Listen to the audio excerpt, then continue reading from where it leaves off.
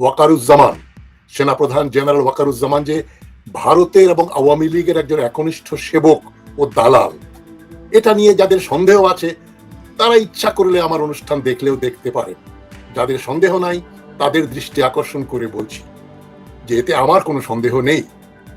এবং আমি 5ই আগস্টে হাসিনা পালিয়ে যাবার সাথে সাথে দেশকে সতর্ক করেছিলাম যে জেনারেল ওয়াকার একজন ভারত ও আওয়ামীপন্থী খুনি, মিথ্যুক একজন ষড়যন্ত্রকারী, মুখোশের অন্তরালে তিনি একজন আওয়ামী, মূলত আওয়ামী, এবং আওয়ামী মানে ভারতীয় দালাল।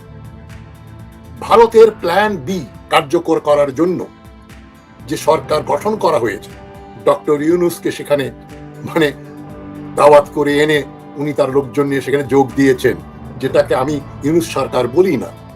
আপনারা বলবেন হ্যাঁ ডক্টর হাশমি ইউনূস সরকারকে ইউনূস সরকার বলছেন না, কেননা এটা ইউনূস সরকার নয়, এটা ওয়াকারুজ্জামান ও আসিফ নজরুলের সরকার তথা ভারতীয় আওয়ামীদের সরকার।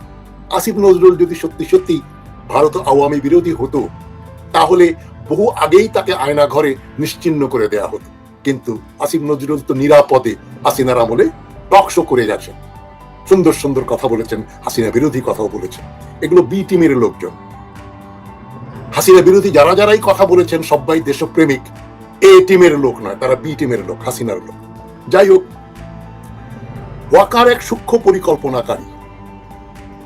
দেশে হাসিনা পালিয়ে যাওয়ার পরেই উনি যেটা করলেন, তিনি নিজেই স্বীকার করেছেন যে আমি 600-700 জনকে উনি আশ্রয় দিয়েছিলেন, লুকিয়ে রেখেছিলেন, তারপরে তাদেরকে উনি ছেড়ে দিয়েছেন, যেটা তার অনধিকার চর্চা।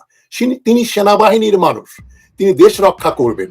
একটা রাজনৈতিক সরকার বদলে যাবার পরে তাদের কোন লোক কোথায় যাবে, কাকে কে মারতে আসবে, তাদের তো নাম জানারই কথা না। উনি কেন এগিয়ে আসবেন তাদের রক্ষা করতে? উনি কেন বিমান বাহিনীর বিমান দিয়ে খুনি হাসিনাকে দেশের বাইরে পাঠিয়ে দেবেন? তিনি হাসিনাকে ঢাকা ক্যান্টনমেন্টে আশ্রয় দিতে পারতেন যাতে তাকে কেউ হত্যা না করে।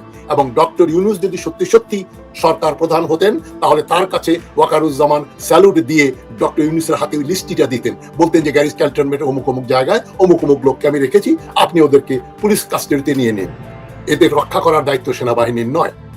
তো সুতরাং সেটা ওয়াকার করেননি। তাতেই বোঝা যায় তার পরিকল্পনা কি। এবং রাওয়া নামে একটা যে ক্লাউনদের জায়গা আছে, বাংলাদেশের সবচাইতে ভালো জমিগুলো নামমাত্র মূল্যে যারা ভোগ করে যাচ্ছেন, এবং আরো হবে, আরো যাবে, চিন্তা করবেন না। অলরেডি ওই যে পূর্বাচলে ওদের কয়েক হাজার একর জমি দিয়ে সেখানে মানে হলিউডের মতো বা ফ্রান্সের মতো বা জার্মানির মতো বা কানাডার মতো সুন্দর সুন্দর সবাব তৈরি করে সেনাবাহিনীর retired brigadier colonel, major general, lieutenant জেনারেলদের থাকার জন্য মানে একেবারে বালাখানা তৈরি করা হয়েছে। সে রাওয়াতে দেখলাম ওয়াকারুজ্জামান বক্তৃতা দিচ্ছেন, পাশে একজন নাম বলবো না ক্লাউনের মতো স্যালুট দিচ্ছেন, হাততালি মারছেন। রাওয়াত তো দখল করা জায়গার রক্ষণাবেক্ষণকারী, তাদের প্রতি আমার বিন্দুমাত্র সহানুভূতি নেই। তারা দেশের সুবিধাবাদী একটা, সুবিধাভোগী একটা প্যারাসাইট শ্রেণী। এই প্যারাসাইটদের ক্লাবে গিয়ে আরেক প্যারাসাইট ওয়াকারুজ্জামান বক্তৃতা দিলেন এবং তিনি বললেন যে আমাকে, সেনাবাহিনীকে এবং সেনাপ্রধানকে কেন লোকজন, কিছু লোক এত ঘৃণা করে। আপনি বোঝেন না কেন ঘৃণা করে? সত্যি সত্যি বোঝেন না, নাকি রাওয়াতে ক্লাউনদের সামনে আপনি এই কথা বলে তাদের সহানুভূতি অর্জন করছেন?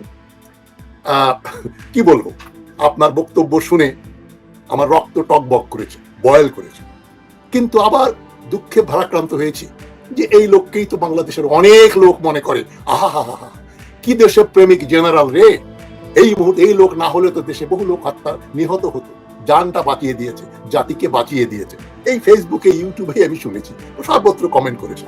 যারা আমার বক্তব্য শুনছেন তারাও হয়তো বলবেন এই বেটা কি বলে রে বাবা, ও কত ভালো লোক, সে দেশকে রক্ষা করেছে, হাসিনাকে পার করলে কি হবে। এবং তাই আমি মনে করি বাংলাদেশের কপালে আরো বহু দুর্দশা ও বহু কষ্ট আছে। তবে আমি তবুও মানে এটা ফল হবে না, তবুও আমি বলছি যারা দেশকে ভালোবাসেন তারা এই সমস্ত জেনারেলদেরকে রুখে দাঁড়ান, রুখে দাঁড়ান। আমার কথা বিশ্বাস করলে, ওয়াকার বলছেন, আমার কথা বিশ্বাস করলে আপনাদের কোনো ক্ষতি হবে না, বরং লাভ হবে। তিনি নাকি দেশকে একটা সুন্দর জায়গায় রেখে যাবেন। এবং 7 মাসে যা হয়েছে তিনি বলছেন এনাফ ইজ এনাফ, 7 মাসে অনেক হয়েছে। এটা তো রাজনৈতিক বক্তব্য। আপনি একজন ইউনিফর্মধারী হাসিনার ফুফাতো বোনের হাজবেন্ড, ওটাই আপনার বড় পরিচয়। আপনি একজন সামরিক অফিসার, আপনি কেন রাজনীতিতে কোথায় কাকে রেখে যাবেন? আপনি বরং সেনাবাহিনীর ভেতরে শৃঙ্খলাটা রাখেন। যে আয়নাঘর আপনি বন্ধ করতে পারেননি, সে আয়নাঘরে রং পালিশ করে এখন আয়নাঘরের চেহারা বদলিয়ে দিয়েছেন, এগুলো আপনার অন্যায়। আপনি আয়নাঘর জানতেন না, সেটা আপনার অপরাধ, এবং ইচ্ছাকৃতভাবে সে অপরাধ আপনি করেছেন। সেনাবাহিনীকে আক্রমণ করবেন না, কেন করে? আপনাকে আমরা উপদেশ দেব, আপনি কি? আপনি তো সেনাবাহিনীর লোক, আপনার সঙ্গে আমাদের আমাদের কথা বলার অবকাশ কোথায়? আমরা আপনাকে কেন উপহাস দেবো? Who are you? You are just a general. আপনি সার্ভ করবেন, চলে যাবেন, গলফ খেলবেন, মাছ মারবেন, এই হবে আপনার কাজ। আপনি রাজনৈতিক বক্তব্য দিচ্ছেন কেন? এই যে খুনি, আরেক খুনি, জিয়াউর রহমানের খুনি, লম্পট লুটেরা হোসেন মোহাম্মদ এরশাদ, সেও কিন্তু ওই যে 1982 সালের মার্চ মাসের 24শে মার্চের সেনা অভ্যুত্থানের আগে খুব চটাং চটাং কথা বলতো। এই চটাং চটাং কথা এখন শুনছি জেনারেল ওয়াকারুজ্জামানের মুখে। হাসবো না কাঁদবো? আপনাকে আমি উপদেশ দেবো কেন? উনি ক্ষমতা নিতে চান না। ঠাকুর ঘরে কেড়ে আমি কলা খাই না, এটা বলার দরকার কি? আপনাকে তো আমরা বলিনি আপনি ক্ষমতা নিতে চান, কিন্তু আমরা জানি আপনি ভারতের দালাল। এখন বারবার উনি একটা কথা বলেছেন, বায়বীয় কথা, নিজেরা যদি নিজেদের ভিতরে মারামারি কাটাকাটি করি তাহলে দেশের সার্বভৌমত্ব নষ্ট হবে।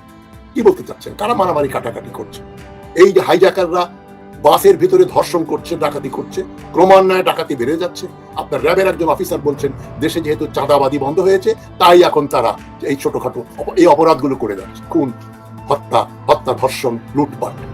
আপনি বলছেন নিজেরা মারামারি কাটাকাটি। কারা কারা মারামারি করলো দেখান না, বলেন না, একটা উদাহরণ দেন না। ছাত্ররা আরেক দল ছাত্রের সঙ্গে মারামারি করছে, এক জাতীয় রাজনৈতিক দলের কর্মীরা হয়তো আরেকজনকে পিটাচ্ছে, মারছে। এটা কি সার্বভৌমত্ব নষ্ট করে ফেলবে? আপনারা তো যখন 15 বছর মারামারি কাটাকাটি হলো তখন তো নাকে তেল দিয়ে ঘুমিয়েছেন।